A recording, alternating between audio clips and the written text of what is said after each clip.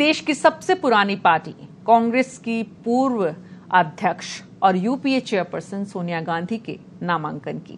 खास बात यह है कि नामांकन से पहले जो तस्वीर सामने आई वो कांग्रेस पार्टी या फिर सोनिया गांधी के राजनीतिक इतिहास की पहली तस्वीर मानी जा रही है, जिसमें सोनिया गांधी अपने परिवार के साथ हवन करती नजर आई हैं। तस्वीर सामने आने के साथ ही सियासी गलियारों में चर्चा का विषय बन गई।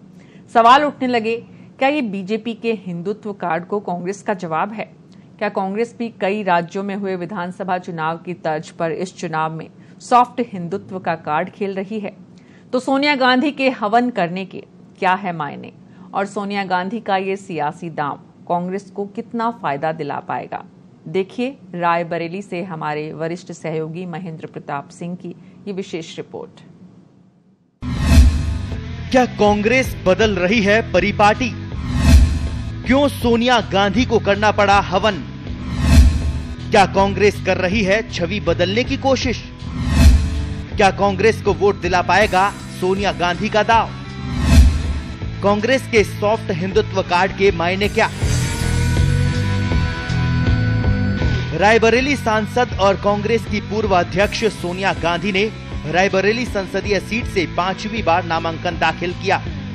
3 किलोमीटर के लंबे रोड शो के बाद वो कलेक्ट्रेट पहुंची। रोड शो में उनके साथ पूर्वी उत्तर प्रदेश की प्रभारी और कांग्रेस महासचिव प्रियंका गांधी, कांग्रेस अध्यक्ष राहुल गांधी और प्रियंका के बच्चे और पति भी मौजूद थे। रोड शो के पहले सोनिया ने कांग्रेस कार्यालय पर हवन पूजन किया।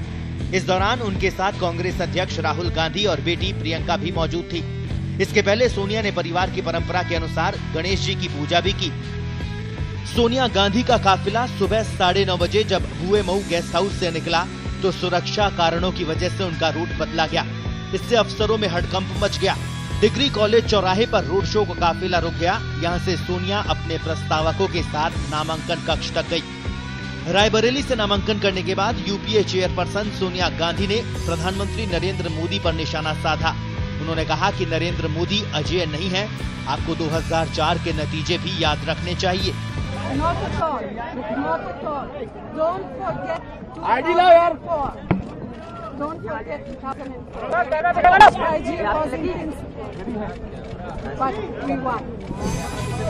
वहीं कांग्रेस अध्यक्ष राहुल गांधी ने कहा कि वो प्रधानमंत्री नरेंद्र मोदी को खुली चुनौती देते हैं कि वो भ्रष्टाचार पर उनसे बहस कर ले। अगर पीएम मोदी हाँ करे तो वो उनके घर पर आने को तैयार है। राहुल ने कहा कि बहस हुई तो पता ही चल जाएगा कि चौकीदार चोर है। Narendra Modi to answer 3 or 4 questions. Please answer why Anil Ambani was given 30,000 crores, and I am ready for an open debate with the Prime Minister wherever he wants. I'll come to Racecourse Road. And I challenge him for a debate on corruption. And I guarantee you, the day Narendra Modi has a debate with me on corruption is the day Narendra Modi will not be able to look into the eyes of anybody in this country. जिस दिन नरेंद्र मोदी जी ने मेरा debate का challenge ले लिया, उस दिन दूध का दूध, पानी का पानी हो जाएगा। कांग्रेस की पूर्व अध्यक्ष सोनिया गांधी के रायबरेली नामांकन के दौरान एकाएक सुरक्षा व्यवस्था बेहद कड़ी कर दी गई। सोनिया का रोड शो भी रद्द हो गया और कलेक्ट्रेट पहुंचने का रास्ता भी बदल दिया गया। इससे वहां घंटों जाम लग गया। नामांकन के बाद बेहद कड़े सुरक्षा घेरे में सोनिया गांधी, राहुल गांधी और प्रियंका का परिवार बख्तरबंद गाड़ियों में रवाना हो गया। इससे समर्थकों में मायूसी देखी गई। कांग्रेसियों का कहना है कि ऐसा इसलिए किया गया क्योंकि राहुल गांधी की जान को खतरा है। कांग्रेस सूत्रों की माने तो बुधवार को अमेठी में राहुल गांधी के रोड शो और नामांकन के दौरान कम से कम 7 बार उनकी सुरक्षा से खिलवाड़ किया गया। कांग्रेसियों का कहना है कि जब राहुल मीडिया से मुखातिब थे तब उनके सिर के आसपास 7 बार ग्रीन लेजर जैसा कोई प्रकाश दिखा। पार्टी का कहना है कि ये स्नाइपर की लाइट हो सकती है। इस संबंध में कांग्रेस ने केंद्र को पत्र लिखकर पूरे मामले की जांच की मांग की है और गांधी परिवार की सुरक्षा बढ़ाने के लिए भी कहा है। इसलिए गुरुवार को सोनिया गांधी के नामांकन के दौरान अति सतर्कता बरती गई। हालांकि कांग्रेस ने राहुल गांधी की सुरक्षा में चूक के बाद किसी भी तरह की चिट्ठी लिखने से इनकार कर दिया है। कांग्रेस प्रवक्ता अभिषेक मनु सिंघवी ने कहा कि कांग्रेस ने राहुल गांधी की सुरक्षा के संबंध में गृह मंत्रालय को कोई भी चिट्ठी नहीं लिखी है। वहीं गृह मंत्रालय ने भी कहा कि हमें कोई भी चिट्ठी नहीं मिली है। यूपीए अध्यक्ष सोनिया गांधी का इस बार रायबरेली में मुकाबला पूर्व कांग्रेसी नेता और अब भाजपा उम्मीदवार दिनेश प्रताप सिंह से है। सोनिया गांधी रायबरेली सीट पर 2004 से लगातार 3 बार प्रतिनिधित्व करती आ रही है। ये सीट कांग्रेस का पारंपरिक सीट रही है। यहाँ से उनकी सासू इंदिरा गांधी भी चुनाव जीती थी।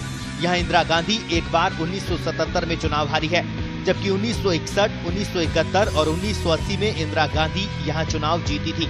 इसके पहले सोनिया के ससुर फिरोज गांधी भी 1951 और 1957 में यहाँ से चुनाव जीते थे, जबकि अरुण नेहरू ने 1980 और 1984 में यहाँ जीत हासिल की थी।